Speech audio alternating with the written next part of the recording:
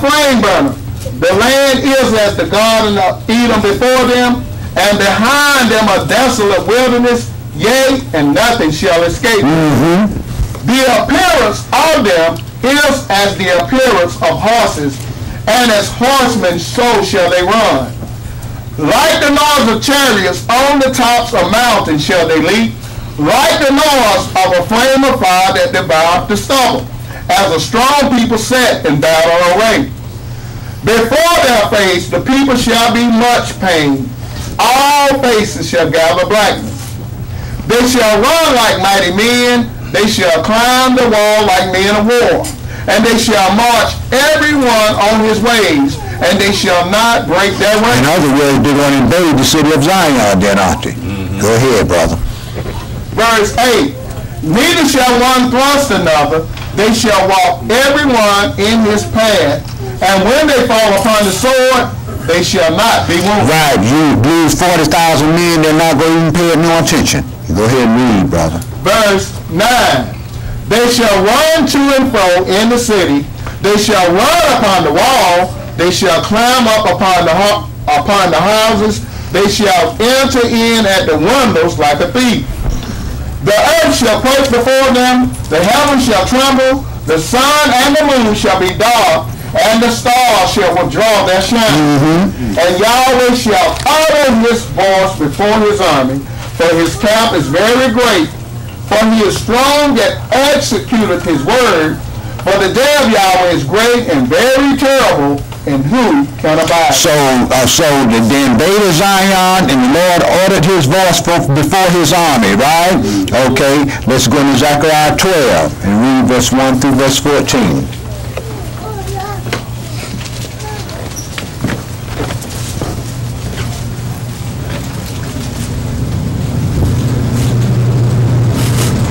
Gotta go, man, gotta go.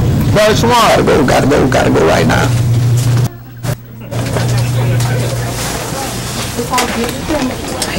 The burden of the word of Yahweh for Israel, says Yahweh, which stretches forth the heavens, and layeth the foundation of the earth, and formeth the spirit of man within him.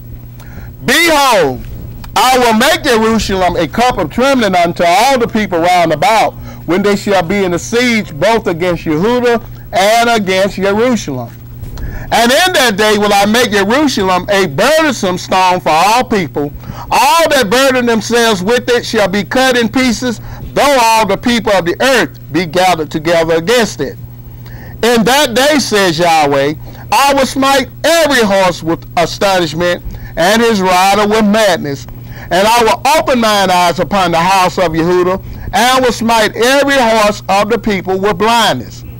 And the governors of Yehudah shall say in their heart, the inhabitants of Jerusalem shall be my strength in Yahweh of hosts, their Elohim. In that day will I make the governors of Yehudah like a hearth of fire among the wood, and like a torch of fire in a sheaf, and they shall devour all the people round about, on the right hand and on the left. And Jerusalem shall be inhabited again in her own place, even in Jerusalem.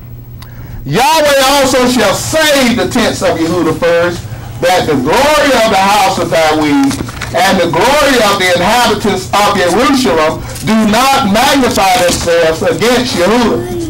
In that day shall Yahweh defend the inhabitants of Jerusalem, and he that is feeble among them, and that day shall be as David, and the house of David shall be as Elohim, as the angel of Yahweh before them. And it shall come to pass in that day that I will seek to destroy all the nations that come against Jerusalem. And I will pour upon the house of David and upon the inhabitants of Jerusalem the spirit of grace and of supplication. And they shall look upon me whom they have pierced, and they shall mourn for him as one mourneth for his only son, and shall be in bitterness for him as one that is in bitterness for his firstborn. In that day shall there be a great mourning in Jerusalem, as the mourning of Hadad Rimmon in the valley of Megiddo. And the land shall mourn every family apart. The family of the house of David apart, and their wives apart. The family of the house of Nathan apart, and their wives apart. The family of the house of Levi apart, and their wives apart. The family of Shimei apart, and their wives apart. All the families that remain, every family apart, and their wives. Okay, so the beast came up and invaded Jerusalem, right? And Judah had to go to war, right? Okay, and Judah was strengthened once these things took place. Now let's go to Revelation 19. Once they invaded that city, let's go to Revelation 19 and verse 11 through verse 19. And let's see what takes place then.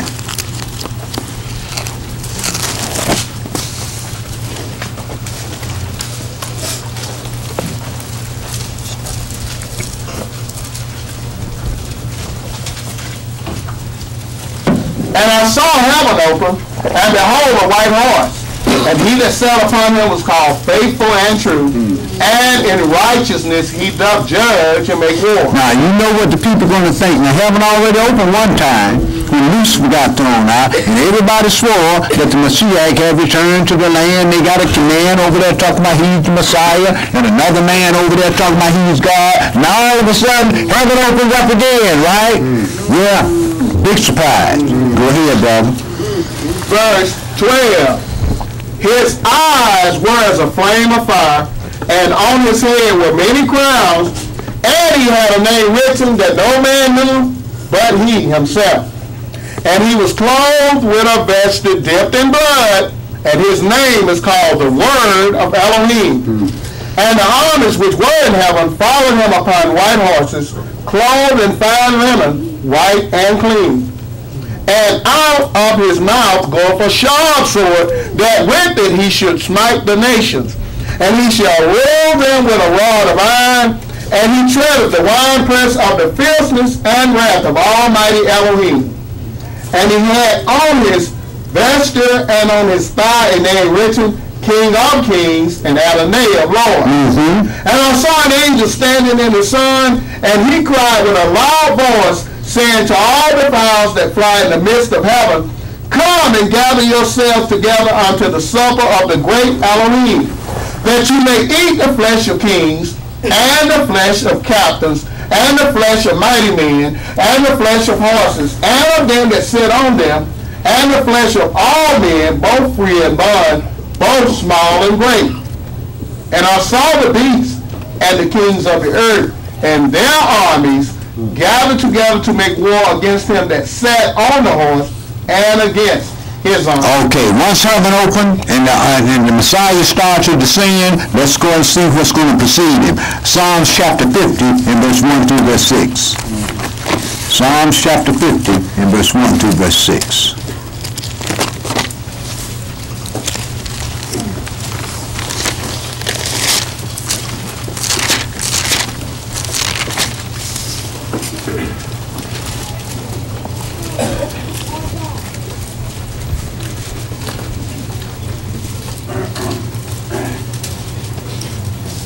Verse 1. The mighty Elohim, even Yahweh, have spoken and called the earth from the rising of the sun unto the going down thereof. Out of Yehudah, the perfection of Elohim have shined. The perfection of beauty, Elohim have shined. Verse 3. Our Elohim shall come and shall not keep silence. A fire shall devour before him, and it shall be very tempestuous round about him. He shall call to the heavens from above, and to the earth, that he may judge his people. Gather my saints together unto me, those that have made a covenant with me by sacrifice. What's your sacrifice? What covenant have you made with Yahweh? That's a sacrifice. The sacrifice of Yahweh is a contrite of the spirit. That's all they're going to take. Go ahead and read, brother. Verse 6. And the heaven shall declare his righteousness, for Yah is judge himself. So once heaven opened, it was a fire that came out that went before him and devoured everything that was before him, right? Zechariah 14 and verse 1 through verse 7. Zechariah chapter 14, verse 1 through verse 7.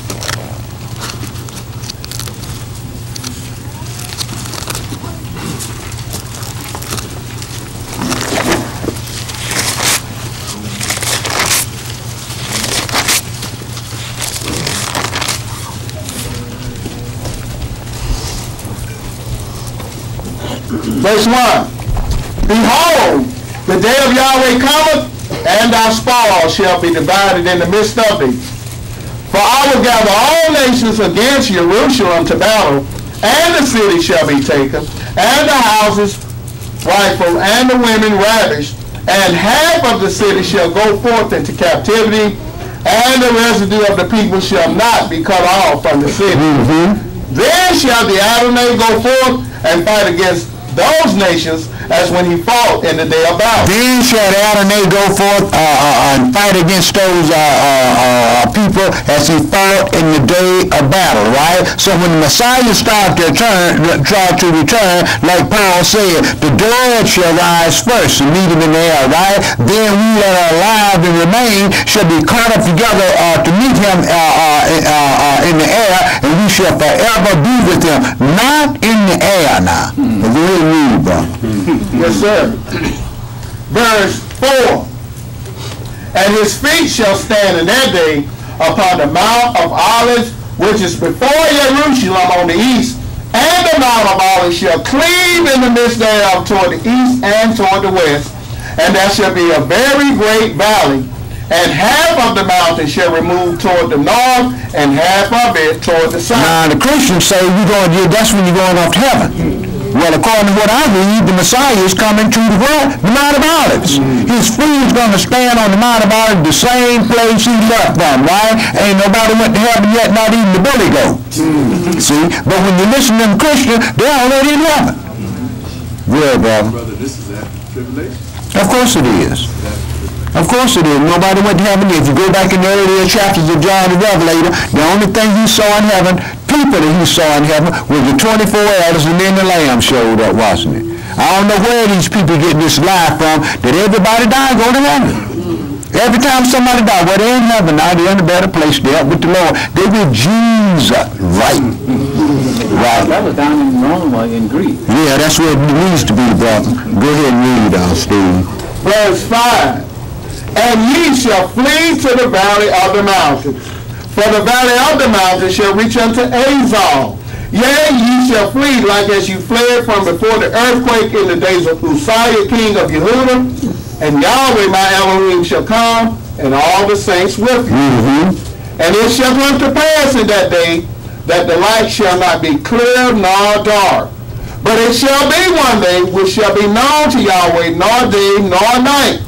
But it shall come to pass that at evening time it shall be light. Okay, my brother. Now, once Yehudah invade and take Zion, the beast will march on Zion. Then heaven opens, the master will send the dead, and the saints meet Yahshua in the air. The master returns to the Mount of Olives. And once he's set on the Mount of Olives is going to bust in half, and part of that mountain is going to move 20 miles away and create a very great valley. And that's where he's going to do a lot of that slaughter, and the rest of the people, he's going to drive them back to the valley of Megiddo, and that's where they're going to be destroyed. But let's pick that up.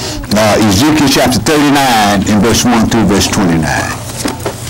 Ezekiel chapter 39 in verse 1 through verse 29. If you got your notes from the last time I did this class, I added about 8 more pieces of scripture to what was done last week. It's so much you just have to keep doing and adding a little bit each time. Ezekiel chapter 39 in verse 1 through verse 29.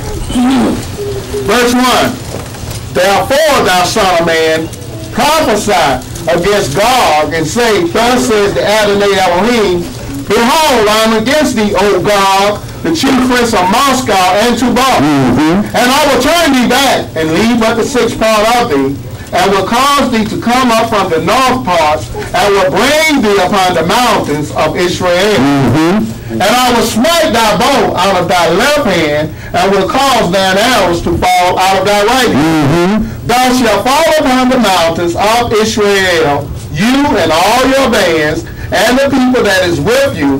I will give you unto the ravenous birds of every sort, and to the beasts of the field to be devoured. Thou